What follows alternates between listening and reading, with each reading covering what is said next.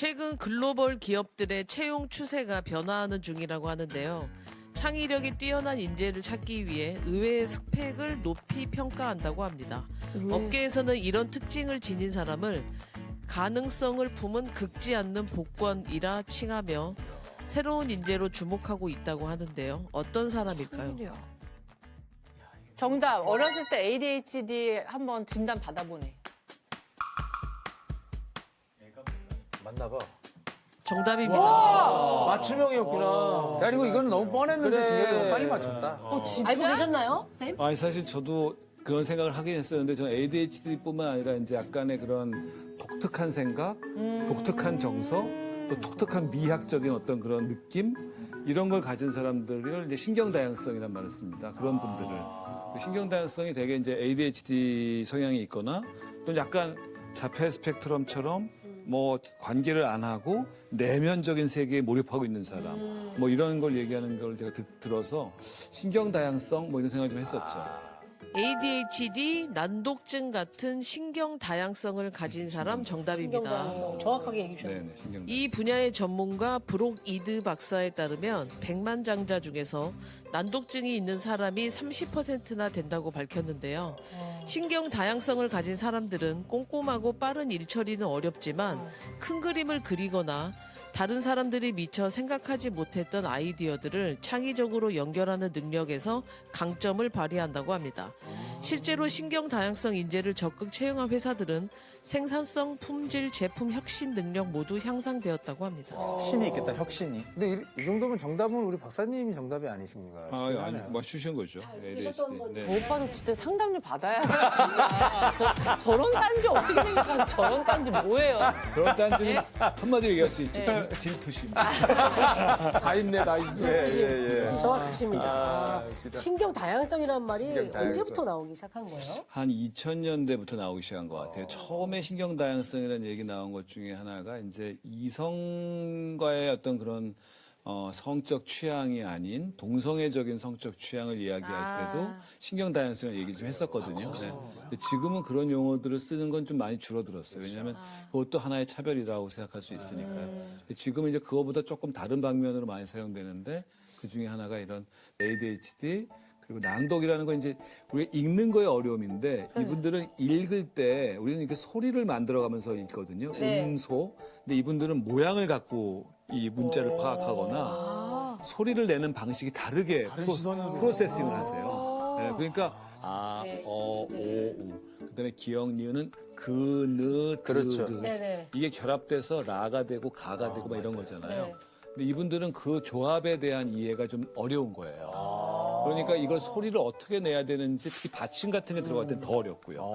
그러니까 그런 식의 글자를 소리로 만들어서 읽는 능력이 떨어지는 겁니다. 기본이 그거예요. 다 이해는 하지만 이해할 수도 있고 못할 수도 못할 수 있어요. 있어요? 그게 늘어지니까 늦어지니까요. 네, 그러니까 창의적일 우리 수 뇌 안의 프로세싱 과정이 다른 거예요. 이분들은요. 그러니까 우리가 상상하지 못하는 그렇지. 새로운 접근 전략을 제시하거나 여기가 아예 그 시스템이 다른 거네요. 시스템이 다르네. 그러니까 문제 해결 방식을 완전히 새롭게 제시할 수 있는 능력을 가진 사람이다라고 이제는 인정되고 있죠.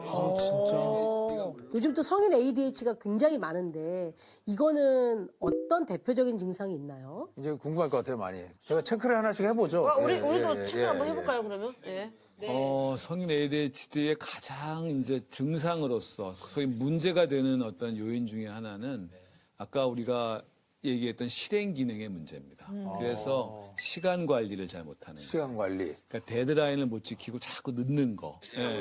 실행 기능의 문제. 두 번째는 과제를 관리하는 거의 문제예요. 그러니까 이 과제가 예를 들면은 순서대로 A, B, C, D를 이렇게 하라고 돼 있는데 A 조금 하고 또 B 하다가 말고 또 C로 올라갔다가 또 D로 가고 나중에는 내가 뭘 하고 있는지조차 까먹는 거예요. 그리고 너 잠깐 앉아있는데 이렇게. 세 번째는 그러다 보니까 감정적인 손상을 많이 받아요.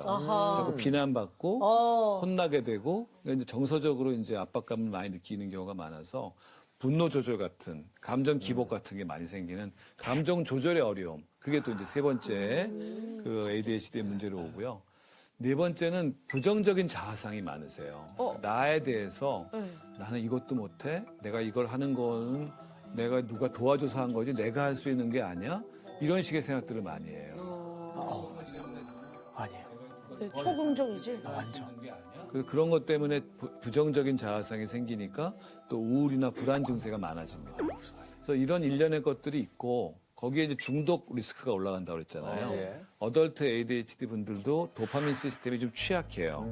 그러다 보니까 어떤 도파민을 직접적인, 올리기 위한. 도파민을 올리는 어떤 그런 자극들에 민감하게 이제 이분들이 반응해서 알코올이나 뭐 그런 여러 가지 도박이나 또는 청소년 같은 경우는 게임 같은 거에 이제 중독되는 리스크가 높아지는 거죠. 그게 대표적인 특징들입니다. 저는 그 못 끊는 거에 대해서 이해를 아예 못하는 사람이거든요. 그 중독이 어떤- 아예 없구나. 그러니까 뭐 내가 뭐 이렇게 좋아해서 계속 하는데 이게 나한테 안 좋은 걸 내가 알아. 그러면 그냥 안 하면 되는데. 너 콜라 계속 먹잖아. 콜라는 뭐 아직 내가 그거에 대해서 피해를 받은 적이 그렇지, 없으니까. 그렇지. 근데 이거 그냥 지금 초단위로 그냥 나 지금부터 안 해. 안 하면 되거든요. 근데 이거를 왜 이거를 막 이렇게 안 해 하면 안 해? 금단 현상을 못 겪어봤으니까 그렇지. 난 아예 없어. 그냥 안 하면 안 해. 담배를 계속 펴봤니, 네가? 한 번도 안 펴봤어. 그러니까 모르지.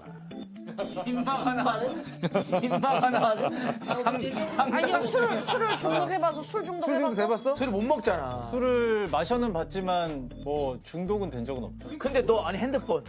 너 핸드폰 있잖아. 핸드폰. 너 핸드폰 중독이잖아. 핸드폰도 내가 안 할 수 있어? 난 안 불러면 안 그럼 볼 수 있어. 지금 너 부셔도 돼? 그거는 안 되는 거야. 얘가 아예 다르잖아. 원래 되게 얘가